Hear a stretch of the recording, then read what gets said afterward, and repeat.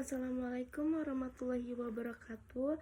Perkenalkan, nama saya Suci Rahmawati. Saya dari kelas HTNB dengan NPM 2321020113.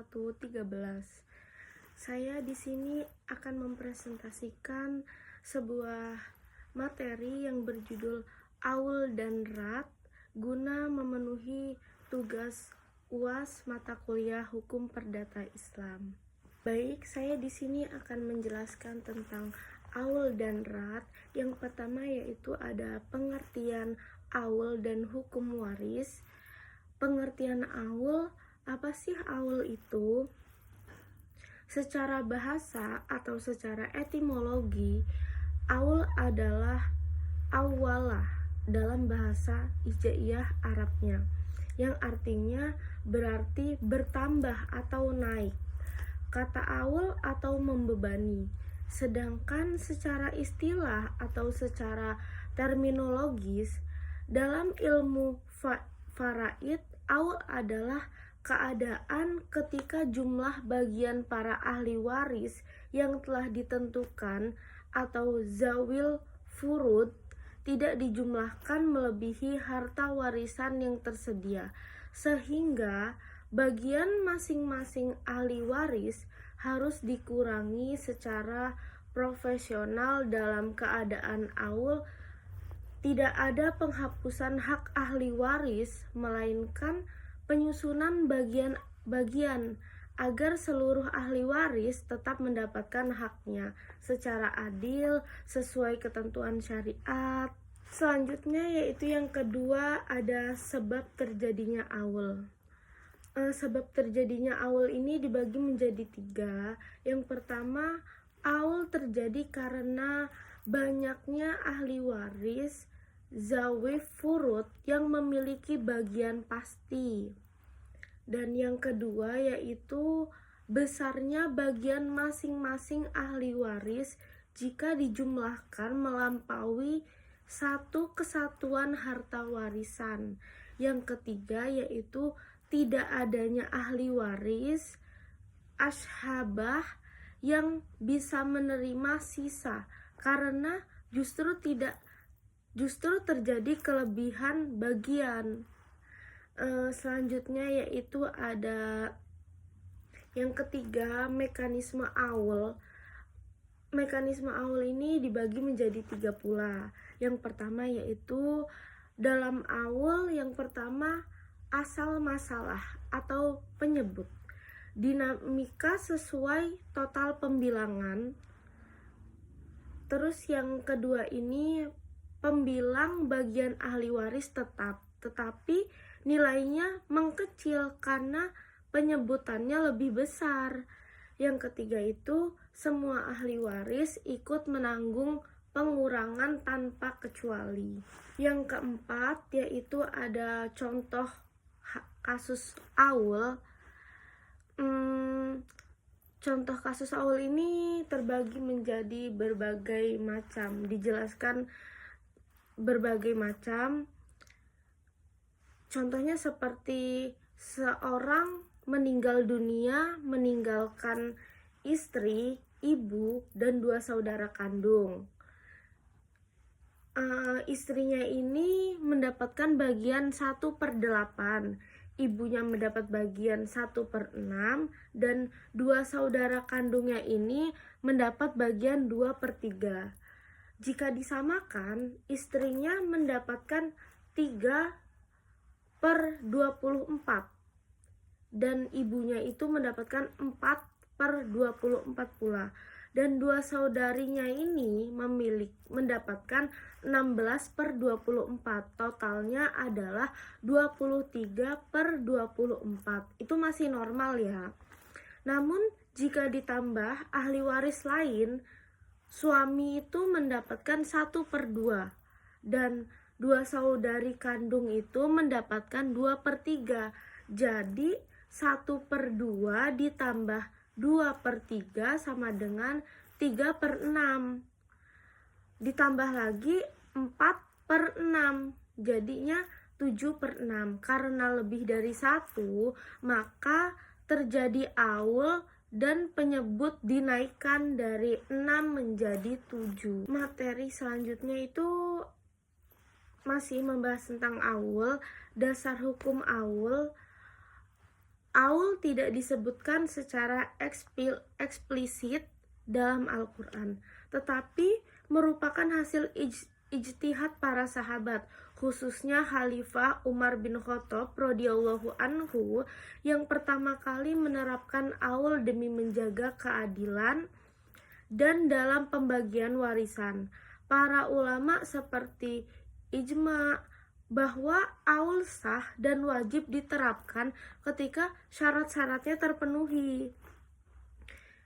Selanjutnya ada hikmah dan tujuan aul. Hikmah dan tujuan aul ini dibagi menjadi 4. Yang pertama, menjamin keadilan distributif antara ahli waris. Yang kedua, menghindari penghapusan hak ahli waris tertentu. Yang ketiga, menjaga kepastian hukum dan pembagian warisan. Yang keempat ini mencerminkan fleksibilitas hukum Islam dalam penyelesaian persoalan sosial. Selanjutnya, saya di sini akan menjelaskan tentang pengertian rat dalam hukum waris Islam. Pengertian rat ini secara bahasa, rat atau secara hijaiyahnya ar-rodu berarti mengembalikan. Secara istilah, rat adalah keadaan ketika setelah pembagian harta kepada ahli waris, zawil furud, masih terdapat sisa harta warisan, sedangkan tidak ada ahli waris ashabah, sehingga sisa tersebut dikembalikan kepada ahli waris zawil furud sesuai perbandingan bagian masing-masing. Dengan demikian, rat itu berfungsi menutup kekosongan penerima sisa harta. Yang kedua ada sebab terjadinya rat. Sebab terjadinya rat ini dibagi menjadi 3. Yang pertama, jumlah bagian ahli waris kurang dari total harta. Yang kedua, tidak ada ahli waris ashabab. Yang ketiga yaitu ahli waris yang tersisa bukan suami atau istri saja, karena menurut mayoritas ulama, suami atau istri tidak menerima rat. Selanjutnya ada mekanisme rat. Dalam rat, mekanisme rat ini dibagi menjadi 3. Yang pertama, asal masalah atau penyebut diturunkan. Yang kedua, bagian ahli waris zawil furud bertambah secara profesional. Yang ketiga ini ada sisa harta dikembalikan kepada mereka yang berhak. Selanjutnya ada contoh kasus rat. Contoh kasus rat nih, seorang meninggal dunia meninggalkan seorang anak perempuan, itu dikasih bagian 1/2. Tidak ada ahli waris ashabah, sisanya tuh 1/2 harta dikembalikan kepadanya melalui rat, sehingga ia menerima seluruh harta. Yang kelima itu ada dasar hukum rat. Rat bersumber dari 1. Praktik para sahabat Nabi Shallallahu Alaihi Wasallam seperti Ali bin Abi Thalib dan Ibnu Mas'ud. Yang kedua nih, ijtihad ulama untuk mencegah harta warisan jatuh ke baitul mal apabila masih ada ahli waris yang berhak. Mayoritas ulama ini atau jumhur menerima konsep rat sebagai bagian dari hukum faraid. Yang keenam ada hikmah dan tujuan rat. Hikmah dan tujuan rat ini terbagi menjadi 4. Yang pertama, menjaga agar harta tetap berada dalam lingkungan keluarga. Yang kedua, memberikan keadilan ekonomi bagi ahli waris. Yang ketiga, menghindari penelantaran sisa harta. Yang keempat ini ada menunjukkan prinsip kemaslahatan dalam hukum Islam. Yang selanjutnya itu ada perbandingan aul dan rat. Perbandingannya ini ada 5 aspek aul dan rat. Aspeknya ini ada kondisi, dampak, asal masalah, penerapan, dan tujuan. Yang pertama kita akan membahas tentang aul. Aul ini kondisi bagian melebihi harta, dampaknya bagian dikurangi, asal masalahnya dinaikkan, penerapannya semua zawil furud, dan tujuannya itu untuk keadilan. Sedangkan tentang rat, perbandingannya dengan rat, kondisinya ini bagian kurang dari harta, dampaknya bagian ditambah, asal masalahnya diturunkan, penerapannya zawil furud tertentu, dan tujuannya ini pemanfaatan sisa. Selanjutnya yaitu kesimpulannya. Baik kesimpulan dari materi di atas yang telah saya jelaskan tentang aul dan rat. Aul dan rat ini merupakan dua mekanisme penting dalam hukum waris Islam yang berfungsi menjadi keadilan, kepastian hukum, dan kemaslahatan. Aul diterapkan ketika bagian warisan melebihi harta, sedangkan rat berlaku ketika terdapat sisa harta tanpa ahli waris ashabab.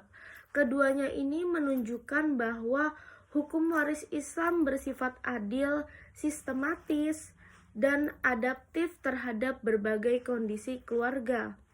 Baik, mungkin cukup sekian materi yang dapat saya sampaikan tentang aul dan rat. Kurang dan lebihnya saya mohon maaf, dan kepada Allah saya mohon ampun. Saya akhiri, wallahul muwaffiq ila aqwamit thoriq. Wassalamualaikum warahmatullahi wabarakatuh. Terima kasih.